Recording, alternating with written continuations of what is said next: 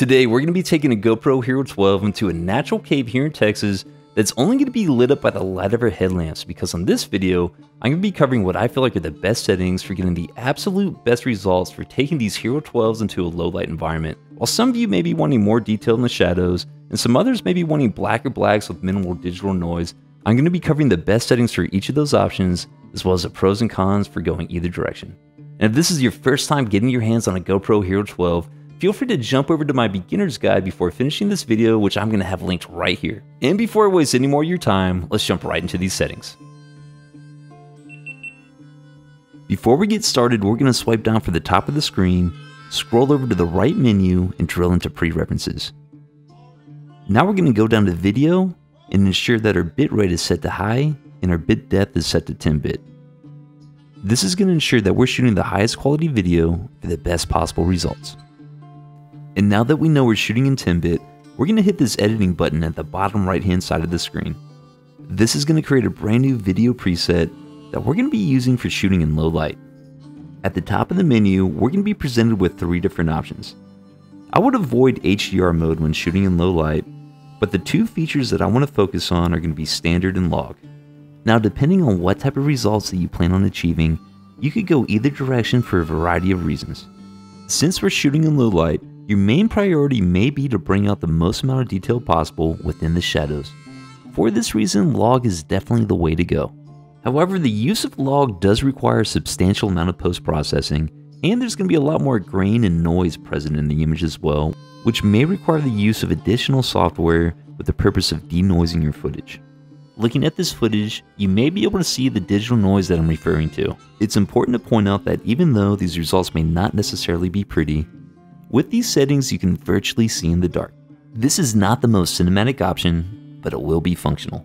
However, if you want to avoid this additional work and you want a cleaner end result, standard is definitely the way to go in this case. In my opinion, you will see a slightly darker image with way less detail in the shadows, but your image will look substantially cleaner without the need for this additional post-processing.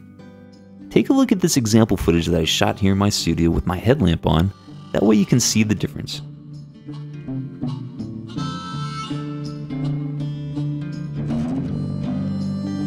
And because this video is about getting the most detail out of extremely low light conditions, you can see by this example footage that we're going to choose log. Moving on down, I'm going to go with 16:9 as my aspect ratio and 5.3K as my resolution. And in low light, you're going to want a slow shutter speed, and in order to do that, we're going to need a slow frame rate, so we're going to go with 24. As far as lens is concerned, I'm going to choose wide, but feel free to play around with any option you want. Now, Hypersmooth is a tricky one. Hypersmooth is GoPro's built-in software for stabilization, and when using this feature in low light, it's very common to have aberrations or glitches within the footage. The best way to prevent this is to crank up your shutter speed, which in turn will prevent these aberrations from showing up in your video. The best possible shutter speed for this scenario is going to be 1/192. Because we're shooting in low light, a shutter speed this fast may not be ideal. If you want to slow down your shutter speed, consider using a mechanical device that's known as a gimbal.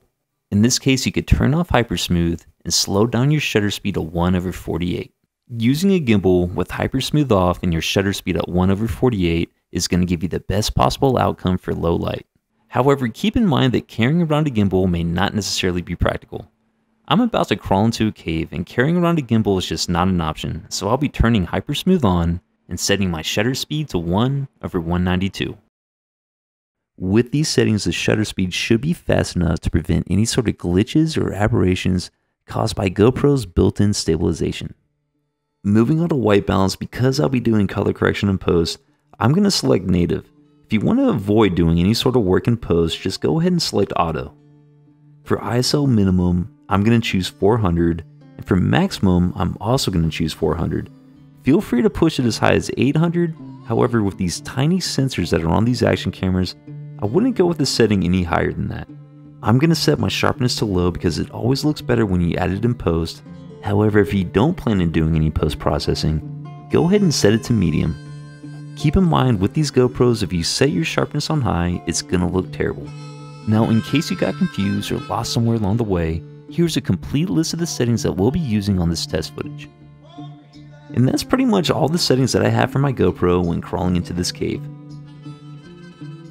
Now before we get started on the test footage, I just wanted to take a second to appreciate this tiny squeeze that's over here by the entrance of the cave. Luckily, the actual entrance is much larger.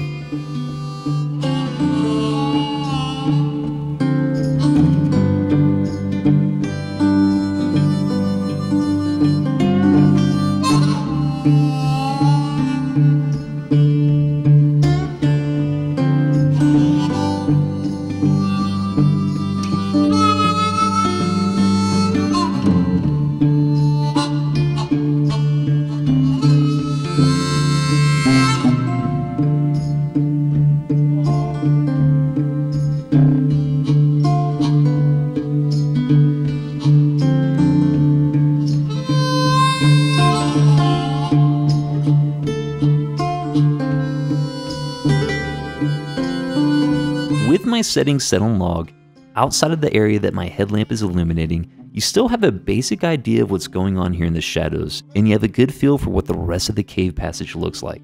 And of course, you are also going to notice quite a bit of digital noise. Because of these tiny sensors, trading a cleaner image in return for more detail in low light is going to be the trade-off that we're just going to have to make, which is honestly why GoPros just aren't known to be good low light cameras. But I feel like with these settings, you're going to get the best of both sides.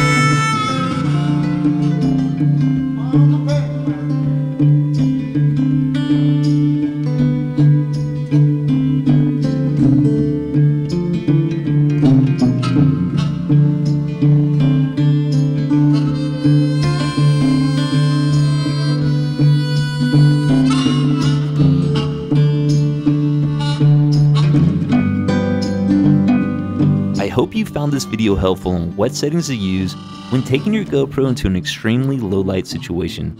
I'll be going on another caving trip coming up here in the next few weeks, and I'll be shooting in standard as opposed to log.